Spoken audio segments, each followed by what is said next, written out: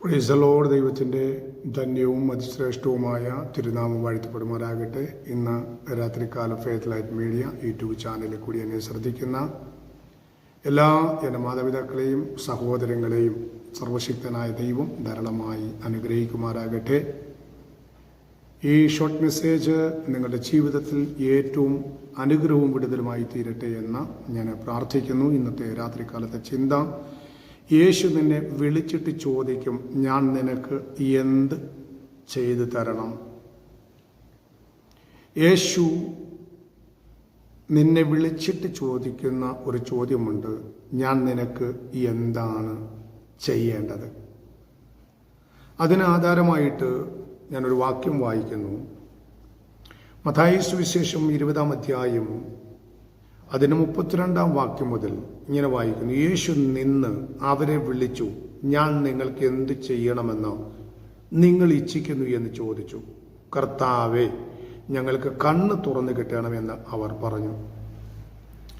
അവിടെ നമുക്ക് കാണാൻ കഴിയുന്നുണ്ട്, നിലവിളിക്കുന്ന വിഷയം എന്താണോ ആ വിഷയത്തിൻ്റെ നടുവിൽ ദൈവാത്മാവ് നിന്നിട്ട് അവരെ വിളിച്ച് ചോദിക്കുക.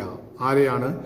നിലവിളിക്കുന്നവരെ വിളിച്ചിട്ട് ചോദിക്കുകയാണ്, ഞാൻ നിനക്ക് എന്താണ് ചെയ്തു തരേണ്ടത്? അതോടൊപ്പം തന്നെ ചിന്തിക്കണം, നിലവിളിക്കുന്ന നിന്റെ മുമ്പിൽ നിന്റെ നിലവിളിയെ തടയാൻ പലരും ഉണ്ടാകും. ഒരു സമൂഹം മുഴുവനും നിന്റെ ആമേൻ നിലവിളിയെ തടയാൻ അല്ലെങ്കിൽ പ്രാർത്ഥനയെ തടയാൻ ഉണ്ടാകും. എന്നാൽ തടയുന്നയുടെ നടുവിലും പ്രത്യാശയോടെ നിന്റെ വിഷയത്തെ ഏൽപ്പിച്ചു കൊടുത്ത് നിലവിളിക്കാൻ തയ്യാറാണെങ്കിൽ നിന്റെ വിഷയത്തിൻ്റെ നടുവിൽ സർവശക്തനായ ദൈവം നിന്നിട്ട് വിഷയത്തിന് പരിഹാരം നൽകി തരുവാനിടയായിത്തീരും. ഇവിടുത്തെ പശ്ചാത്തലം എന്ന് പറയുന്നത്, എരിഹോ പട്ടണത്തിൽ നിന്ന് യേശു പുറപ്പെടുമ്പോൾ നടന്നൊരു സംഭവമാണ് ഇവിടെ കാണാൻ കഴിയുന്നത്. യേശു തൻ്റെ ശിഷ്യന്മാരോടും വലിയ ജനക്കൂട്ടത്തോടും കൂടി എരിഹോവിൽ നിന്ന് യാത്ര ചെയ്യുകയായിരുന്നു. യേശു ഒരു വലിയ ശിഷ്യഗണത്തോടൊപ്പം ജനക്കൂട്ടത്തോടു കൂടി യാത്ര ചെയ്യുന്ന ഒരു സാഹചര്യം. വഴിയരിയിൽ 2 അന്ധന്മാർ ഇരിക്കുകയായിരുന്നു. വഴിയരിയിൽ 2 അന്ധന്മാർ ഇരിക്കുന്ന ഒരു സാഹചര്യം. യേശു കടന്നു പോകുന്നതായി കേട്ട് അവർ, കർത്താവേ ദാവീദ് പുത്ര, ഞങ്ങളോട് കരുണ തോന്നണമേ എന്ന് ഉറക്കെ നിലവിളിച്ചു. 30-ാം വാക്യത്തിൽ പറയുന്നു, അവർ ഉറക്കെ നിലവിളിക്കുവാനിടയായി തീർന്നു. കൂട്ടത്തിൽ ഒരു വലിയ ജനസമൂഹമുണ്ടെങ്കിലും പ്രതികൂല സാഹചര്യങ്ങൾ തങ്ങളുടെ മുമ്പിലുണ്ടെങ്കിലും തങ്ങളുടെ ആവശ്യം എന്താണോ അതിൻ്റെ മുമ്പിൽ ജനക്കൂട്ടത്തെ വകവയ്ക്കാതെ, മുന്നിൽ നിൽക്കുന്ന പ്രതിസന്ധികളെ വകവയ്ക്കാതെ നിലവിളിക്കാൻ തയ്യാറായപ്പോൾ ദൈവാത്മാവിൻ്റെ പ്രവൃത്തി ആ നിലവിളിയുടെ മുമ്പിൽ വെളിപ്പെടുവാനിടയായിത്തീരുന്നു.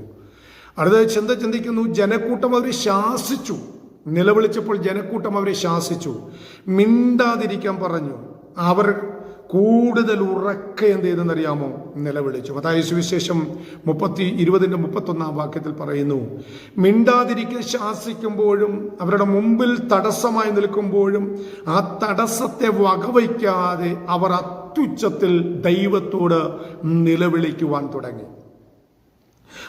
നിലവിളിച്ചവരുടെ മുമ്പിലാണ് ദൈവാത്മാവ് നിന്നിട്ട് അവരെ വിളിച്ചു. നിലവിളിക്കുന്ന ദൈവപൈതലേ, വിഷയത്തിന്റെ മുമ്പിൽ കരയുന്ന ദൈവപൈതലേ, ആരെല്ലാം നിന്റെ മുമ്പിൽ തടസ്സമായി നിന്നാലും, ആരെല്ലാം വിഷയത്തെ തടഞ്ഞാലും, ആരെല്ലാം നിന്റെ അനുഗ്രഹത്തെ തടയാൻ നോക്കിയാലും, നിലവിളിക്കുന്ന ദൈവപൈതലിനെ നോക്കി ദൈവാത്മാവ് പറയുന്നു, നിന്റെ വിഷയത്തിന് പരിഹാരം നൽകി തരാൻ സർവശക്തനായ ദൈവം മതിയായ ദൈവമാണ്.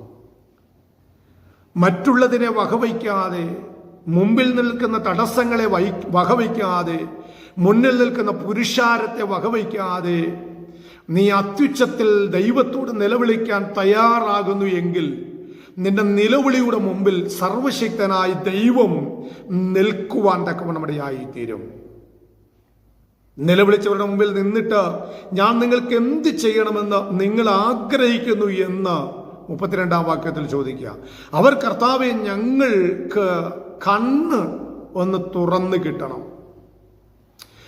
ഞങ്ങളുടെ കണ്ണൊന്ന് തുറന്നു കിട്ടണം. ഞങ്ങളുടെ ആവശ്യം എന്ന് പറയുന്നത് ഞങ്ങളുടെ കാഴ്ച നഷ്ടപ്പെട്ടിരിക്കുന്ന സാഹചര്യമാണ്. ഇന്ന് രാത്രികാല ദൂത് പറയാം, നിന്റെ ജീവിതത്തിൽ പലതും നഷ്ടപ്പെടുമ്പോൾ, പലതും പരാജയപ്പെടുമ്പോൾ, കാഴ്ച നഷ്ടപ്പെടുന്നത് പോലെ ജീവിത മേഖലയിൽ പലതും നഷ്ടപ്പെട്ട്, നന്മ നഷ്ടപ്പെട്ട്, ആരോഗ്യം നഷ്ടപ്പെട്ട്, വിടുതലുകൾ നഷ്ടപ്പെട്ട് പലതും നഷ്ടപ്പെടുമ്പോൾ അതിനെ കണ്ട് പരിഹസിച്ച് ചിരിച്ചുകൊണ്ടിരിക്കുന്ന ജനത്തിന്റെ മുമ്പിൽ നീ ദൈവത്തോട് അത്യുച്ചത്തിൽ നിലവിളിക്കുവാൻ, ഹൃദയനുറുക്കത്തോടെ നിലവിളിക്കുവാൻ നീ തയ്യാറാകുന്നുവെങ്കിൽ മറ്റുള്ളതിനെ വകവയ്ക്കാതെ, മറ്റുള്ളതിനെ മുമ്പിൽ എടുത്തു കാണിക്കാതെ അതിനെ തള്ളിക്കളഞ്ഞുകൊണ്ട് നമ്മുടെ ഹൃദയത്തെ അറിയുന്ന ക്രിസ്തുവിന്റെ മുമ്പിൽ ഒന്ന് നിലവിളിക്കാൻ തയ്യാറാകുന്നുവെങ്കിൽ, ക്രിസ്തു നിലവിളിയുടെ മുമ്പിൽ നിന്നിട്ട് ഞാൻ നിലവിളിക്കുന്ന വിഷയം എന്താണോ അതിന് സർവശക്തനായ ദൈവം മറുപടി നൽകി തരുവാനിടയായി തീരും.